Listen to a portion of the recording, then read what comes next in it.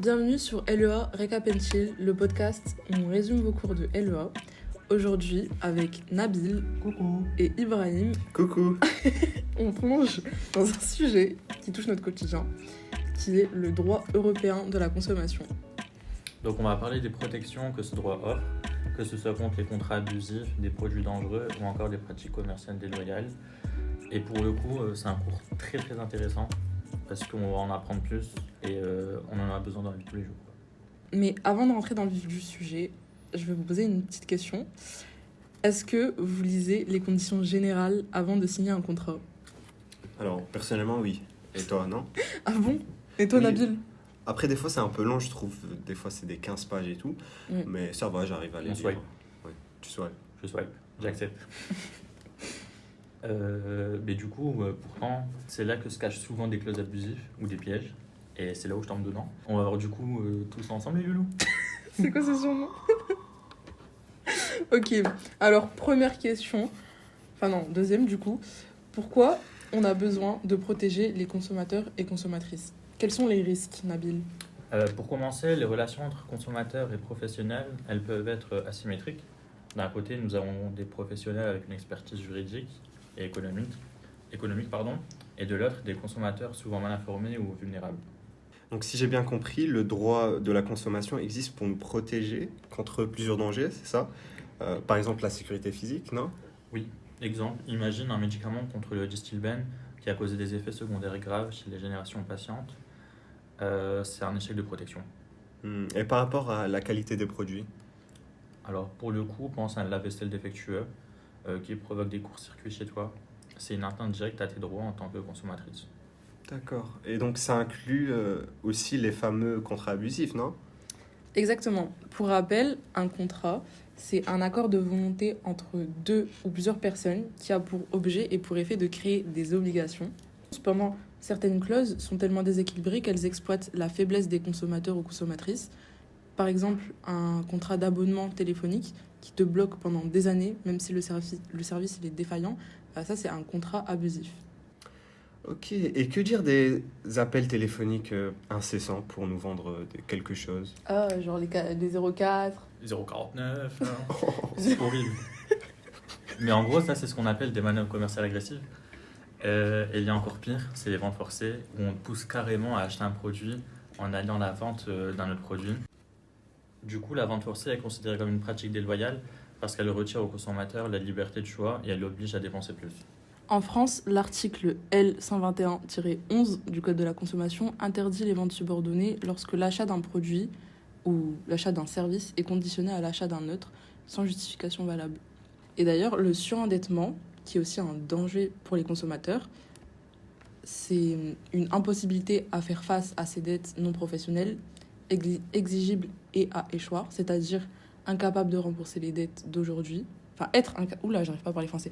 Vous avez compris, être incapable de rembourser les dettes d'aujourd'hui et celles qui arriveront à terme plus tard. Et heureusement, le droit prévoit des mesures pour aider, par exemple des délais supplémentaires ou des remises de dettes qui sont des effacements d'une partie ou de l'entièreté de la dette. Donc, si j'ai bien compris, ce droit est là pour protéger nos finances, notre sécurité aussi, et nos droits face aux professionnels, si j'ai bien compris. Les professionnels, c'est les ça. organisations. Exactement. Mais du coup, Nabil, quels moyens le droit de la consommation met-il en place pour protéger les consommateurs? Il existe plusieurs dispositifs que l'on peut classer en deux grandes catégories, les institutions publiques et les recours juridiques accessibles aux consommateurs. Ok, parle-nous des institutions. D'abord, il y a la DGCCRF, c'est la Direction Générale de la Concurrence, de la Consommation et de la Répression des Fraudes. Cet organisme joue un rôle crucial, il informe les consommateurs, notamment via les fiches pratiques ou des rappels de production dangereux. Il surveille aussi les pratiques commerciales, donc en gros c'est pour assurer qu'elles respectent le code de la consommation, et pour finir, il peut sanctionner aussi les professionnels dans tout ce qui est fraude ou tout ce qui est manquement. Attends, mais on parle de quelles sanctions, là, maintenant, là? Ça dépend. Ça peut aller dans des simples amendes administratives jusqu'à des peines d'emprisonnement, voire la fermeture d'un établissement. Pour résumer, on a donc parlé des institutions publiques. On va passer maintenant aux recours juridiques. D'ailleurs, j'ai une question, Aya. Oui. Pour les consommateurs, Que faire en cas de problème avec un professionnel? Alors, en cas de problème avec un professionnel, plusieurs options existent. D'abord, il y a la médiation ou la conciliation. Ce sont des modes alternatifs de règlement des conflits qui permettent souvent d'éviter un procès coûteux et long. Pour rappel, il faut quand même distinguer le médiateur du conciliateur. Le conciliateur, c'est une personne bénévole qui propose aux personnes des solutions, alors que le médiateur, c'est une personne rémunérée qui va mettre en relation des personnes. Comme autre procédure simplifiée, on a pour des litiges de moins de 5 000 euros, on peut utiliser des formulaires en ligne ou passer directement par une requête au tribunal. Ensuite, on a les actions de groupe. C'est un mécanisme qui permet à plusieurs consommateurs de se regrouper pour intenter une action collective. Mais en ce moment, en France, ces actions, elles sont encore rares. Ah, et pourquoi? Parce que les démarches, elles sont complexes. Donc, il y a un peu de consommateurs qui connaissent ce dispositif. De plus, les associations qui mènent des actions manquent souvent de moyens. Du coup, c'est un peu chaud. Exactement. On parle souvent de l'influence de l'Europe dans ce domaine. Peux-tu nous expliquer? Totalement. Alors, l'Union européenne, elle joue un rôle central dans le droit de la consommation. Donc, elle fixe les règles communes pour harmoniser les protections entre les pays membres. Du coup, elle peut créer un marché commun où les consommateurs sont protégés de manière uniforme. Tu parles de règles communes. Quelle est la différence entre un règlement et une directive? Good question. C'est quoi? C'est une ref? Oui, totalement. Ah, je sais pas. Si vous avez commenté. La meuf, elle garde des commentaires. Lâchez un pouce bleu, tu sais.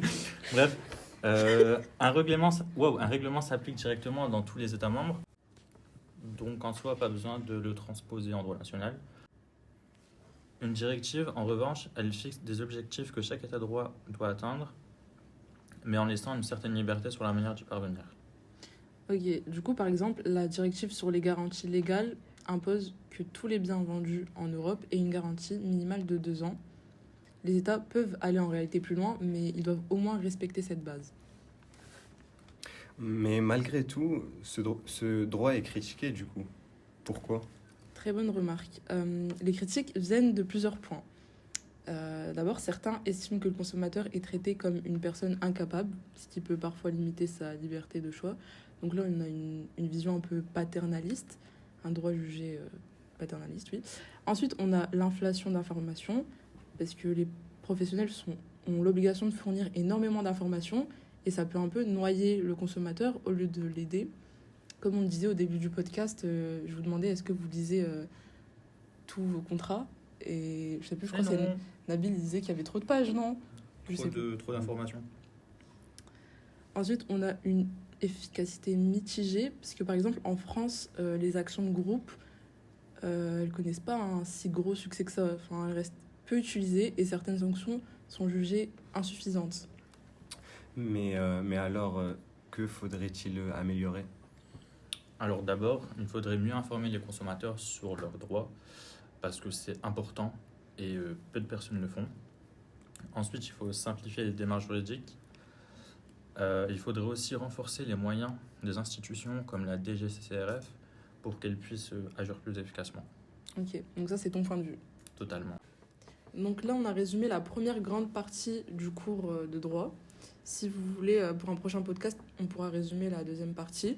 Faites-le nous savoir si vous le voulez. Maintenant, aujourd'hui, Ibrahim, il va prendre la parole. Merci Aya. Donc oui, aujourd'hui, c'est un épisode un peu spécial parce qu'on a une invitée avec nous. Et oui, elle est venue pour poser quelques questions qu'elle a vues en cours et qu'elle veut qu'on développe et qu'on l'aide à comprendre. Donc je te laisse prendre la parole. Oui, du coup, j'avais des questions. Je voulais déjà savoir quelle était la différence entre un consommateur, un professionnel et un non-professionnel. Alors, c'est simple. Un consommateur, c'est une personne qui achète un produit ou un service pour un usage privé, non professionnel, par exemple acheter une télé pour chez soi. Un professionnel, c'est une personne ou une entreprise qui agit dans le cadre de son activité commerciale ou professionnelle, par exemple un magasin qui vend des télés. Et un non professionnel, en revanche, c'est une personne qui agit à titre non professionnel, mais pour des raisons liées à son activité. Par exemple, un médecin qui achète une télé pour sa salle d'attente. Par contre, il faut faire attention parce que le droit de la consommation, il ne s'applique pas si les deux parties sont des consommateurs. Merci. Et je voulais savoir un autre truc. On a déjà parlé des clauses abusives, mais comment les repérer concrètement? Une clause abusive est une clause dans un contrat qui crée un déséquilibre important entre le professionnel et le consommateur, au détriment de ce dernier. Mais pour les repérer, on doit d'abord vérifier si elle impose des obligations excessives, par exemple payer une pénalité énorme en cas de retard. Il faut aussi regarder si elle limite les droits du consommateur, par exemple quand on n'a aucune possibilité de résilier un contrat d'abonnement, comme par exemple Basic Fit, on ne peut pas résilier... Si. Ah bon? Oui, mais il faut envoyer un mail, c'est long. Non, maintenant ça a changé. En fait, c'était une loi que Ah. Emmanuel Macron Ok. avait mis en place. En fait, tu peux juste avec un clic annuler l'abonnement. Ah Mais si, ouais. si. Je savais pas. Voilà. Ok, Mais, bah c'est bon à Bah, savoir. vous le savez maintenant. Ça a changé. Mais aller à la salle, c'est bien. Faire du sport. Et enfin, consulter les listes établies par le Code de la consommation, comme l'article R212-1 qui détaille les clauses abusives présumées. Ok, et si on trouve une clause abusive, qu'est-ce qui se passe? Bah, du coup, elles sont considérées comme nulles et non avenues. Du coup, elles ne s'appliquent pas aux consommateurs. Ok, merci pour ta réponse. Aussi, je voulais savoir qu'est-ce qu'une pratique commerciale déloyale? C'est vrai qu'on entend souvent ce terme, mais c'est quoi exactement, Nabil? Une pratique commerciale déloyale, elle peut être trompeuse, c'est-à-dire que quand un professionnel donne des informations fausses ou alors il omet des détails importants, exemple une promo bidon. Une promo bidon. Ah oui, comme par exemple, des fois dans les magasins, il y a des réductions. Je sais pas si vous avez déjà vu des gros panneaux moins 50% sur tout le magasin. Puis après, tu as une étoile. Non, moi, j'ai Et- jamais vu ça. Et l'étoile, en fait, en dessous, elle est vraiment petite. On Ah voit bon pas très bien. Et il y a écrit à condition, Ah, bah, que jamais sur les remarqué. produits étiquetés. En gros, il faut vraiment une loupe Si, il pour faut bien juste voir les aller dans les conditions. magasins. Ah, d'accord. Pour le voir. Non, j'avais Ibrahim n'a remarqué. jamais fait les magasins, apparemment. Ouais. Alors ensuite, après la trompeuse, on a la agressive, alors que elle, c'est quand un professionnel force ou harcèle le consommateur pour le pousser à acheter. Du coup, tout ce qui est appel incessant ou les ventes forcées. D'accord. Je voulais juste poser une dernière question, après j'arrête. Est-ce que vous auriez la définition de la jurisprudence? Ah, tu sais vraiment pas c'est quoi? Bah non, En je vrai, sais c'est pas une c'est bonne quoi. question, c'est une notion importante. Ah, y aller là pour ça. C'est pour ça que je pose la question d'ailleurs. Après, Alors. on 3, bah oui. La Oui. jurisprudence, ça englobe des décisions qui sont prises par des juges. C'est des règles de droit qu'on peut extraire des décisions de justice. T'as compris, toi? Oui. Ok, bah si t'as compris. C'est le Mais principal. c'est très adorable de ta part, en tout cas. Donc oui, je disais merci beaucoup du coup d'être venu, Il y d'avoir a posé pas de ces souci, questions c'est un et plaisir. de ton support du coup sur YouTube, sur Spotify. C'est avec plaisir, j'adore votre chaîne. Ah merci, Ah, merci. oh, c'est très gentil, merci beaucoup. Et pour l'occasion, on va te laisser faire la conclusion. Bah du coup, je voulais vous remercier d'avoir écouté ce podcast. On se retrouve au prochain. Salut! Bisous. Ciao, ciao. Elle récapitule.